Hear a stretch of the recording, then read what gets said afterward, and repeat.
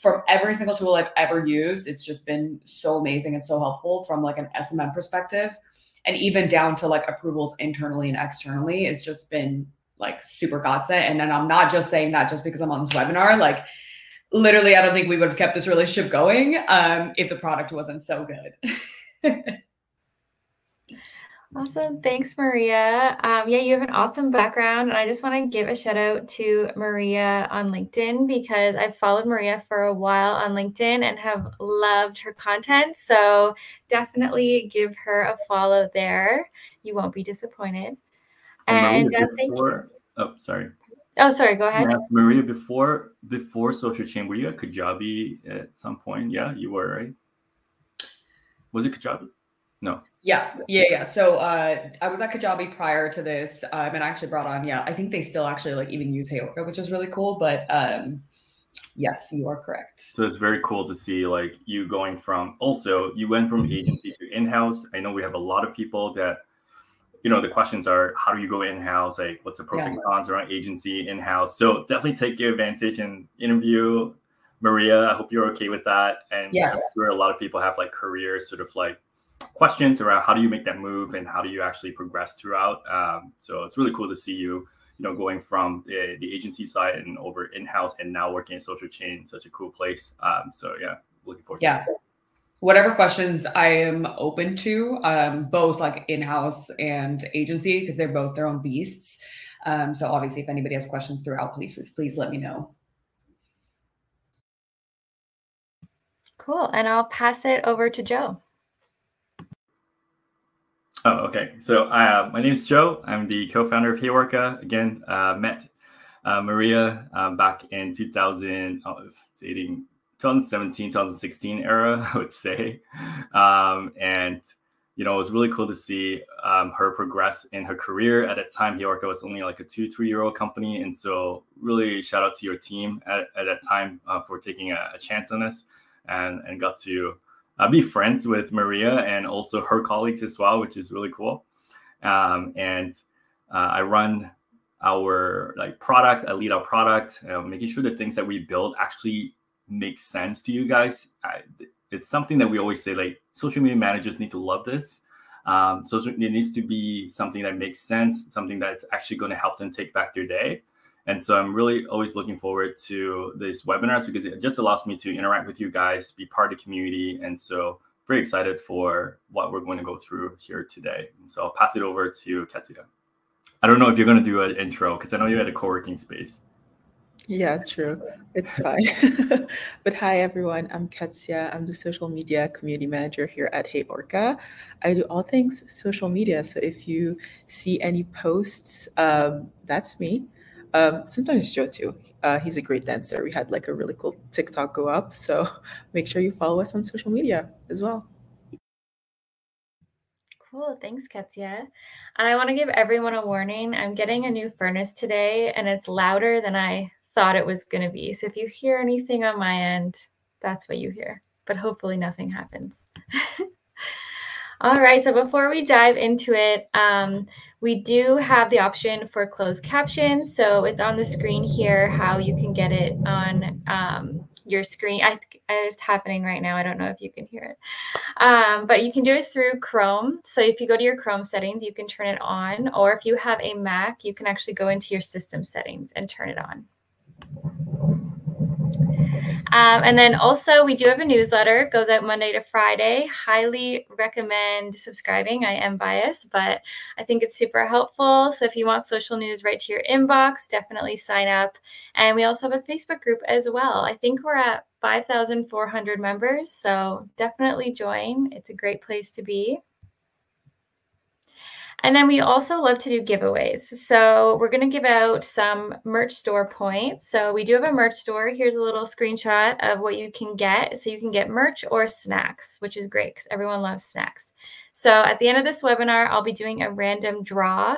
So one will be for a HeyOrca customer. So actually everyone who was chatting in the chat earlier about their favorite features, that's awesome. Keep doing that. And I'm going to do a random draw at the very end to give out merch points to one of you. And then another way to win head over to our Instagram. We do have some questions on our story here. So head over there and vote on the poll, and I'll be doing a random selection from there as well. So 2 ways to win some merch store points, and yeah, definitely take advantage of it. And we do webinars every single week. So the next one next week is how to master the Instagram algorithm. For all of our US viewers, I know it is Thanksgiving next week, but still register and you'll get a recording after. So you can always watch it when you're back. All right, so we'll get right into it because I know Mariya has a lot of awesome stuff to go over with us today. So some things we're going to touch on today are timelines for holiday planning, strategies for before, during, and after the holidays, and of course, how to set boundaries so that you don't burn out over these busy times. So I am going to pass it over to Mariya. Oh, thank you so much. I'm super pumped. I'm going to just share my screen. So one moment, bear with me. I'm literally like that meme of like, can you see my screen? All right, beautiful. Thank you so much, Alyssa. I appreciate it. But so this is such an amazing topic. And I love that a ton of people had questions around this, right? But it's how to really plan for the holidays on social. Age-old question, because a lot of times we want to enjoy the holidays as well. And we don't know, right? We don't know how to plan, when to plan, what the process is. So I really want to kind of walk you guys through that in terms of how we plan.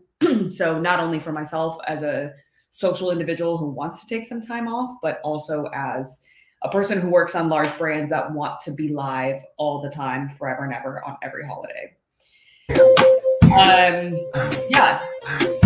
So I think that there's the question of, no one really plans for the holidays early. And I want to really debunk that because I think that, and I'll walk through when the timeline should start, but just to kind of put it on everybody's radar, August is like the time to start planning. And I know that sounds insane because it's a 6-month leeway, but I want to start with really taking it into like the data of what that really looks like. So we do a lot of work with TikTok actually, and they put out a ton of studies every single year when it comes down to whether you're marketing through the year, how to market, marketing for advertisers, even the Q5 holiday season, and I'll get into that. But something for people to know and to understand is that like discovery and product discovery means that your product ends up on wish lists.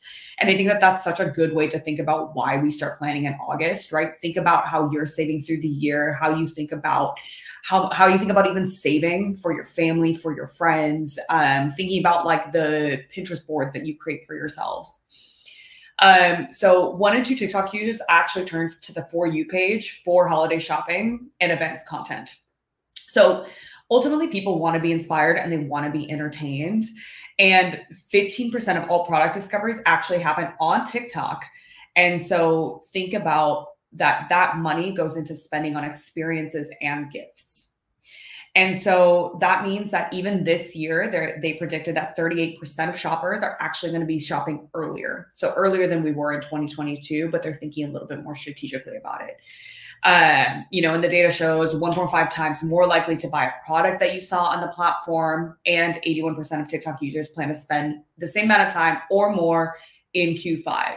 I'll get into Q5 a little bit later, but it's that small period right after Christmas when people are using their holiday money to ultimately shop for themselves and or doing returns. It's time! The sound gets me every time, but I have to pause Mariah's voice. Yes, TikTok made me buy it is huge. And Joe, we did a campaign, I think 2 years ago with Afterpay. That was TikTok made me Afterpay it. So if you guys saw that all over your feeds, that was a campaign that came from this TikTok made me buy it movement.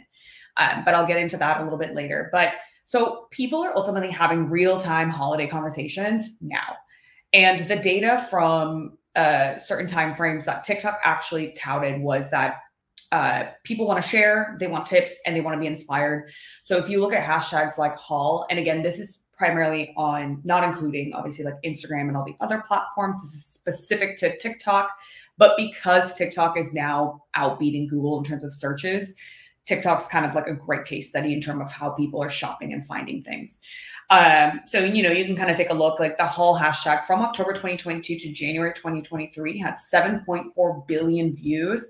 Like the numbers are so staggering in terms of like how many people are actually utilizing these tags as well as brands and users. Think about it, like hosting showed 149 million views through October to January. That's a small time frame for that many views. Same with like gift ideas and inspiration. Again, there's a 2.6 increase in average weekly views through the end of the year. Like, I think that these numbers ultimately speak for themselves, right? And at the end of the day, like joining the conversation early means that you get to be a part of the conversation early. Like you get that kind of like brand vibe. Again, it goes back to the being on top of the wish lists. Something else I want to talk about is I function more in the organic umbrella, but I think for anybody that also manages paid, this is a really great time to think about like adding a video shopping ad to your actual TikTok strategy. So video shopping ads themselves are the ones that you'll see on your For You page. You can actually physically shop the product. It gives you like a live view of what you're looking at. Like, I can't even tell you how many times that I've actually like physically bought something off of the TikTok app because I've seen these ads. The numbers say that there are 15% more conversions than non-shoppable ads. So that's something to think about as you're kind of catering your strategy. It just creates like a foundation for all of your commerce goals.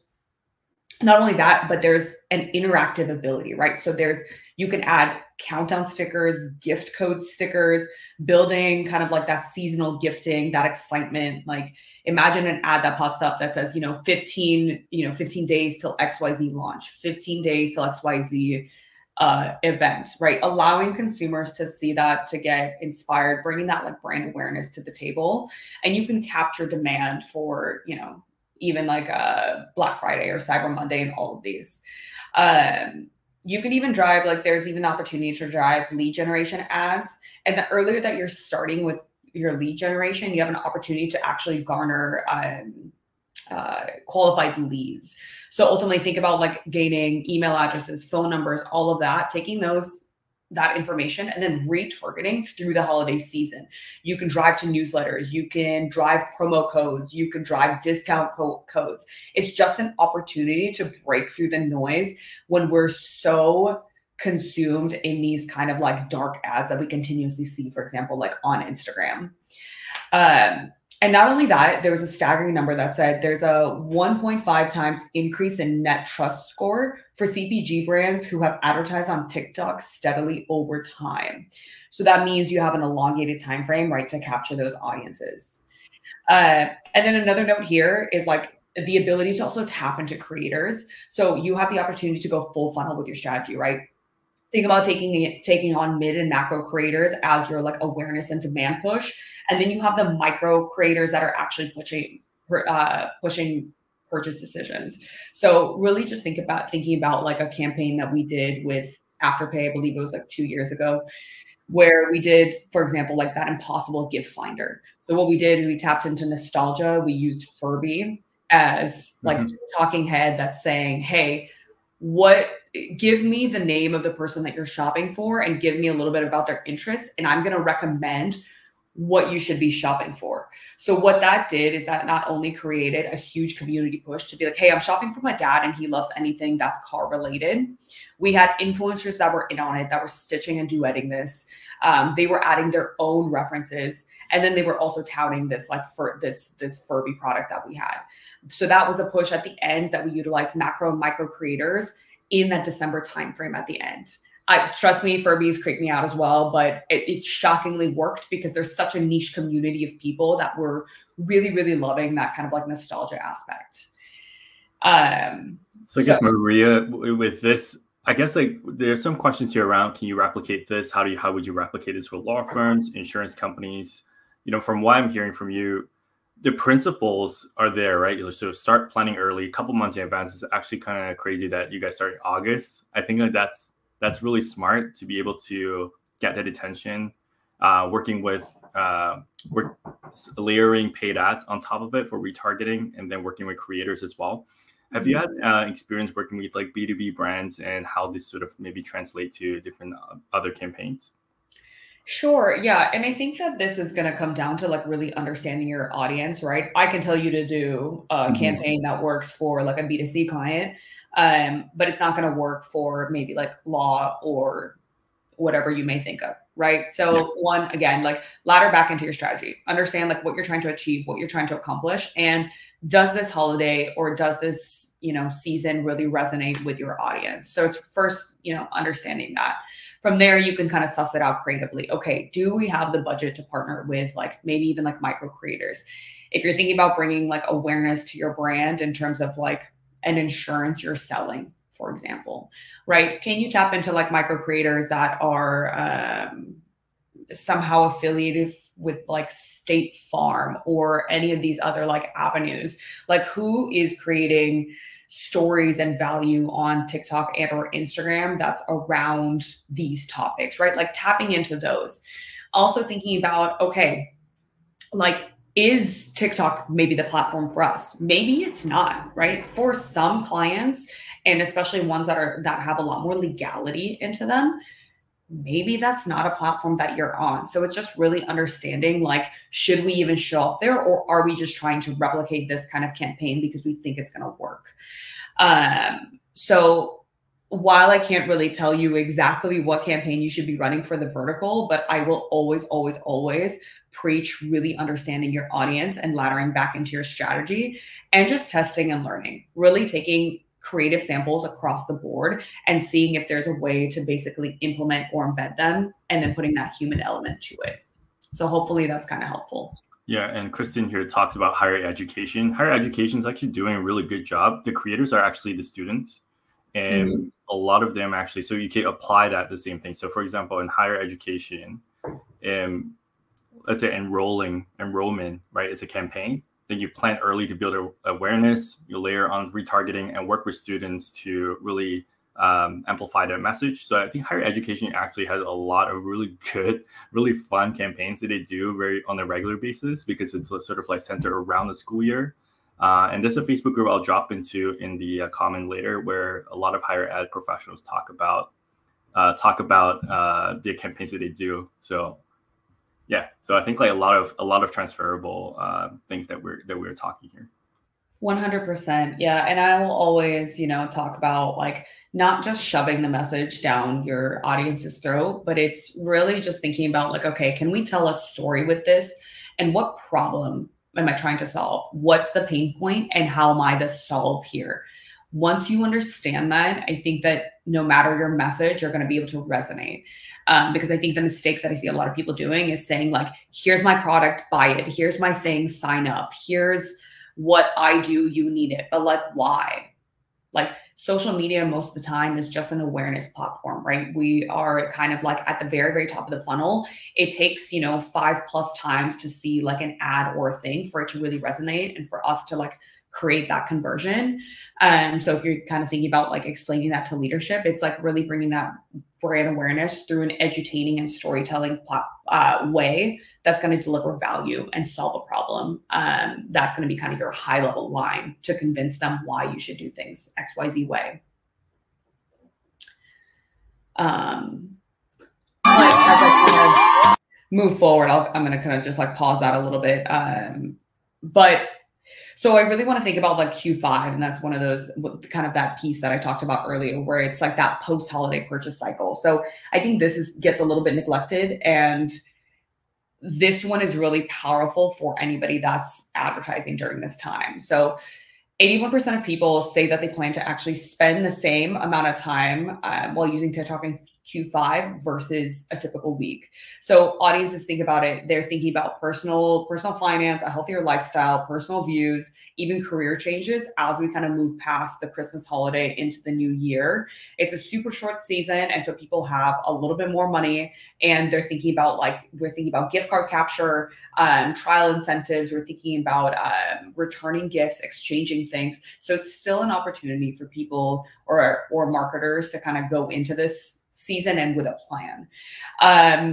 Usually purchase intent is pretty high during this time, and you can kind of lean into extending the holiday sale.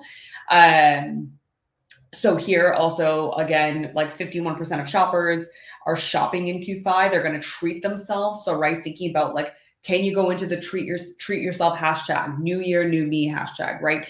It's like thinking about like how we can position our brand into how our audience is acting on the platform. So just a great way to really take advantage during this time.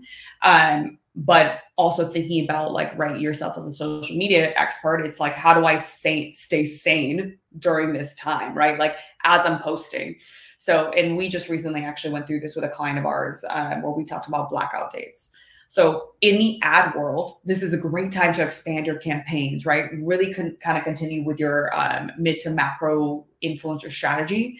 But if you're publishing content, most of your content is going to probably get lost in the sauce. It's going to get lost in the weeds. You're going to get cannibalized by every single other brand that's got a budget that's, 4x times yours.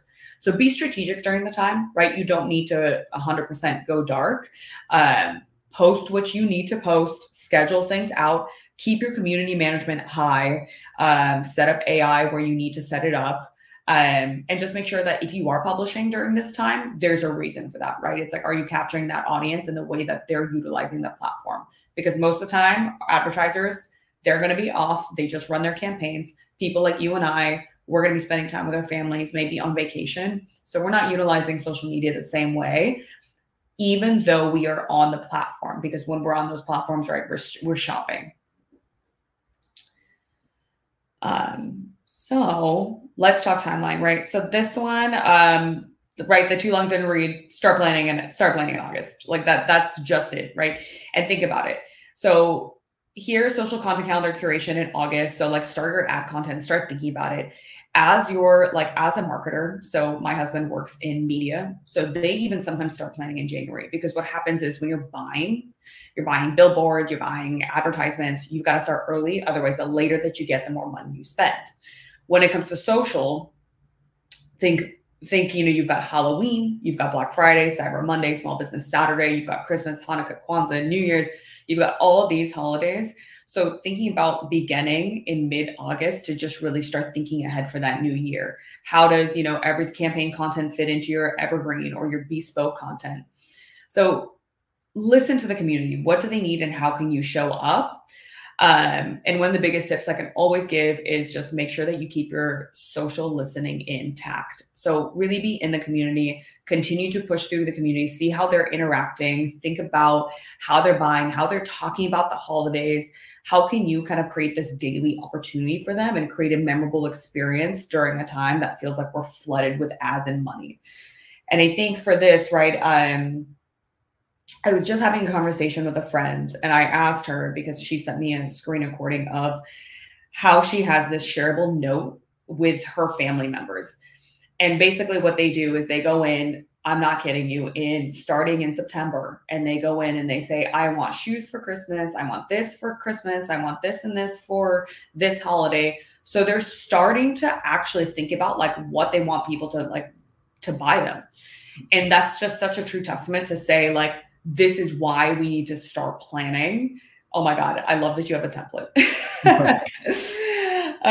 But it's such a testament to say like, look, people are saving like mid-year, literally, whether or not they're spending that money, they're actually physically saving, again, back to those Pinterest boards, back to their Instagram folders, back to their saved folders on TikTok. So you have that conversation, or you have that opportunity to start sparking that interest and keeping your brand, again, top of mind. That's my wife's family. They have a spreadsheet for Christmas. Mm-hmm. Everyone knows what they're going to get. And then like they're literally the best actors on Christmas Day, and they just act like really shocked, and like they already knew like what they're gonna get. And so when I joined the family, I'm like, whoa, this is like, oh, you guys already knew that, except for me because I wasn't on the spreadsheet. 100%. I mean, I buy my own gifts and I just send them to my parents' house and I go, you can wrap this up and just like Venmo me the money. Like it's literally as transactional as it gets. It's the most practical thing, Yeah. Yeah, 100%. Awesome. Well, okay. So, I kind of gave you a timeline, but like, let's really think about like backing it up with data. So in 2022, we saw like a huge spark in terms of like, how many people are shopping earlier. but I believe it was Sprout Social that actually came back and said even more people in 2023 again are going to be shopping. Now, it was predicted that retail sales are going to hit 1.19 trillion during the 2023 holiday season globally, which is an insane number, especially with kind of where the economy is in the States right now. The numbers are truly staggering. And I think that now what's going to happen is people are a little bit more intentional with what they're buying, right? So it's kind of goes back to like, what is the value? What problem am I trying to solve? How can I be a part of, the end consumer's life? Whether it's, and whether that's legal or whether that's education, whether that's whatever you can think of, right? It's like, again, just being a part of that solve. And again, even content, they said, according to a Q3 Sprout Poll survey, 75% of marketers are publishing content earlier in 2023. So again, think about like going into a store. My friend went into Hobby Lobby, I think it was Hobby Lobby, and she said in September there was already Christmas stuff up. And I was like, I've never seen it this early. And so again, like it's just kind of getting people or conditioning people to start thinking about the holidays a lot earlier. And so here there was another testament to this. Like, I just love looking at the numbers because as much as I love to I'm like such a vibes girly because we have a strategist and I love to just think about like the fun part of things. But when you look at the data, it just truly paints the picture of like how people act during the holidays. From August 9th to September 8th, 2023, there were 23,000 posts on X, Twitter, about holiday deals, shopping, and the holiday season. So I'm like literally August 9th, starting August 9th. So that just proves like that mid-year is that kind of like timeline. And then obviously the age-old question, right? It's like, do I need to be always on? And this is like a question I've battled with throughout my entire career because we deserve a holiday. And Hootsuite actually just recently came out with a huge social media report that talked about like the burnout social media managers face, and what's affecting that. So 41% of social marketers confess their work has a negative impact on their mental health. And two of the biggest drivers were actually that they were underpaid and they were working extra long hours. I can go on and on about being underpaid, but I kind of want to take the focus on the working long extra hours because that I think in this Q4 kind of season, Q4, Q5, really stands so true. We are always like posting late, we're fine tuning, we feel like we're the customer support. So we always feel like we have to be by our phones. And I think that some of the ways that I've been able to navigate this is really setting boundaries. So pushing to keep your communications like within working hours.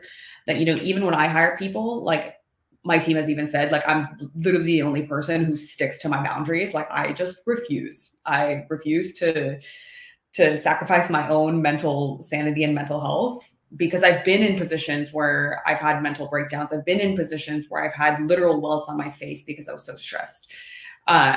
So, just making sure you're not making an exception the rule. So just, again, stay true to those boundaries. Again, there's always going to be that exception, but as always, like put yourself first. It's a lot more expensive to fix your health later. Ask for help. This is a big one for me. So, whether it's, your boss or your colleague, people are willing to help. So like relinquish some of that control. You can even talk to your boss or your coworkers about hiring freelancers, freelancers for either off hours, freelancers during the holiday timeframe, because again, like you shouldn't be expected to be working 80 hours a week. And then last but not least, but when in doubt, bring the data into it, right? Kind of like I talked about is, during the holiday season, most people are probably looking for a discount. They're probably not waiting for, your brand to post. Like in all reality, what is the value that you're going to bring by like posting this extra thing or this static shot? It's like, you're not going dark for a full month and it's okay. It's expected that your analytics and engagement will probably drop during that Q4 season, during the December season. Like statistically through my years of working in social, it's been like clockwork. November and December has always been a more tough month because I've worked on brands that didn't have like this tangible thing that they were giving. So it was a little bit harder to quantify there. But yeah, work with your strategist or be the strategist, right? Pull the numbers, pull the data, bring your leads, the why you need to black out a couple days, why you need to go dark on a couple days, and, sell yourself in that way. So yeah, and then just putting it simply, just have the plan, right? Create quality value first, edutainng creative, work with your cross-functional teams, schedule content in advance if you need to, prioritize your community management, just in order to scale during the holidays.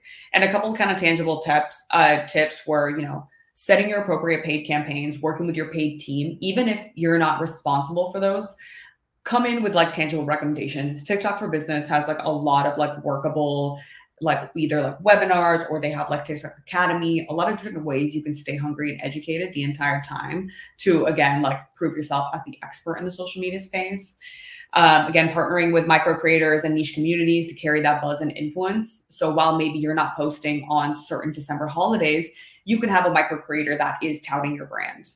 And then obviously partnering with your customer service team. So can they handle the community management? Can they keep the comms alive? Can you set up maybe like chatbots, right? Like within Facebook or within Instagram, or again, even tailoring it back to freelancers to make sure that you really keep your community first. Mariya, when you say going dark, you mean like during this period of time, you guys are not on social. Is that what you mean? Yeah. So just going dark means like you're not posting anywhere. Right. It's just the company's kind of taking a step back. So like really taking full days off because. Sorry, go ahead. No, I was going to say, because I think that there's a lot of leadership out there that thinks we need to be posting every day, all day, 17 times a day, when that's completely incorrect. Right now, the platforms are really prioritizing community first, and obviously any kind of like entertaining or value add content. So again, if you're not adding value and if you're not really speaking to the community, like why are you posting? Like what's the point to just to post? And that's where I say it's like, you don't need to go dark for the whole month because you're not giving away a promo code. But there are days that you can allot yourself to not publish. It's fine. The world will go on. We're not doing, brain surgery. Right. Like that's what you're saying. It's like you got to have a goal of like why you're posting. If there's not a goal, it's just a static picture about happy holidays, then maybe it's not worth it in terms of like, staying live for that period of time. 100%. Yeah. And then kind of, I know we're kind of running into time. So a little bit on the too long didn't read. So, right. It's like begin your holiday full funnel planning in August. Just start thinking about it. Don't neglect that Q5 period, especially like if you're an advertiser. Plan, approve, and schedule in advance, right? It goes into like setting those boundaries, having that plan, being a part of those real-time conversations. So that's putting your community first. And then have a plan for your burnout. So those 3 steps that I mentioned kind of earlier. Communication has always been key, whether it's been for myself as a lead or for my team. I much rather would have that open door to communication and work together to find a solve. I've been in positions where I've had a boss literally tell me like they're not empathetic to like what I dealt with. And that was ultimately one of the big causes of like why I had left. And I took a vow to never allow my team to ever feel that, especially when times get really, really, really crazy. Funny you say that, Kara, because it was in a B2B world. But I also want to touch on like, right, you can have, so be helpful. So like make it easy for your audience to click during the holiday season. Shared impact, that's usually super important during the holiday season. And stay relevant. So, what content are you making for your audience? Like, would they engage in the same way? Focus on their pain points and be the solve through the holiday season. And with that, may the algorithm ever be in their favor. Love that ending. Thank you, Mariya. I feel like you hit on so many awesome areas that I've actually never really thought of. Like, I love how you talked about the wish list, because that's so smart. Like, I'm constantly saving things on TikTok all through the year, and I sometimes actually end up buying some of those things. So that's so smart to think about it as you're building that wish list through the year, and to think about that. And I love the Q5 reference, because I feel like once the holiday hits, you're kind of okay, we're done, but there's still, stuff to be done after that as well. So I thought that was really helpful. Yeah. Thanks so much, Mariya. Appreciate it. Yeah, thank you. I learned so much. I was just focused on whatever you were saying this entire time, and we need a lunch and learn with Mariya. I'm so and I'm so happy to like answer like questions too. If you guys find me on like LinkedIn and have like a quick queue, please shoot me a note. Or like let me know if you're like, oh, I would love for you to post about this, for example, like on LinkedIn, and I'm happy to garner some insights. But yeah, I appreciate you guys. Thank you so much. So much great information. I love it. We'll definitely have to do this again next year because I'm sure there'll be new stuff to go over then. But thank you so much. That was awesome. I know we have a few minutes left, so I'm going to start to grab some of our winners here. So this is your warning. If you haven't gone to our Instagram and voted yet, I'm going to give you a couple seconds to do so while I get that set up. So head on over there. Mariya, when do you see any difference between like drawing boundaries between in the agency world and in-house? Like, is it, are there any differences in terms of like strategies of putting up boundaries when you're working in agency versus when you're working in-house? Yeah, such a good question. Agencies are chaotic, and I'm not gonna lie, they just are.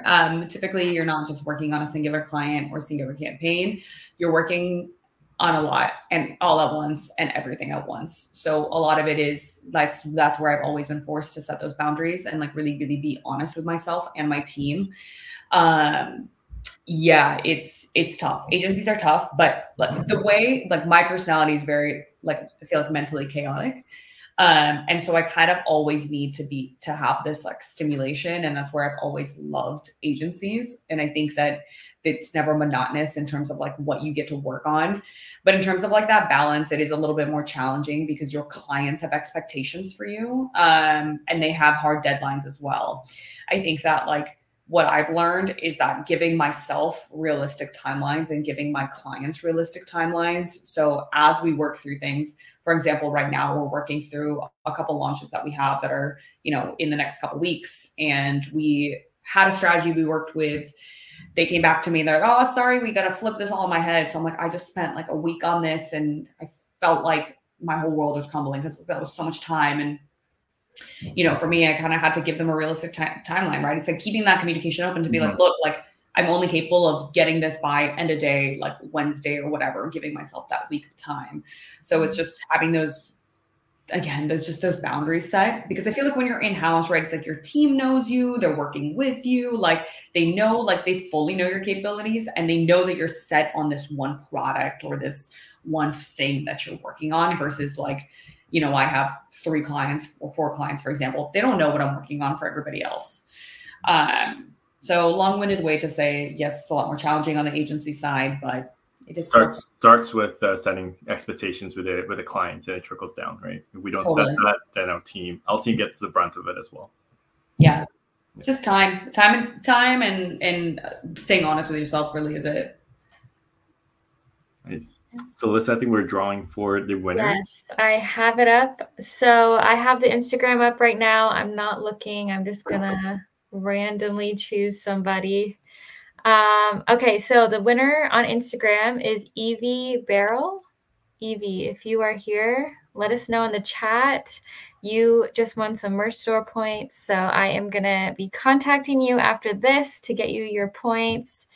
And then oh yeah, I see Evie is here, so perfect. And then I took a bunch of the names down who were talking about their favorite HeyOrca features. So I put you in a random generator here. So our second winner is Ashley Shotwell. Ashley, you are our second merch store winner. So congratulations, Evie and Ashley. I'll be contacting you and getting you your merch store points, and you can pick some merch or some snacks. So that's awesome. Or you can save them up and, save some for another purchase. But yeah, thank you so much for attending. And thank you so much, Mariya, for coming today. I think we all learned a lot and definitely need to do this again in the future. I feel like maybe a TikTok webinar could be awesome with you. I feel like you're a TikTok expert, but we'll definitely keep in touch. And thank you everyone for coming, and maybe we'll see you next week. Awesome. Thank you. Bye. Bye, everyone. Thanks, everyone. All right. Thanks so much, Mariya. Appreciate it. Bye. Thanks, guys.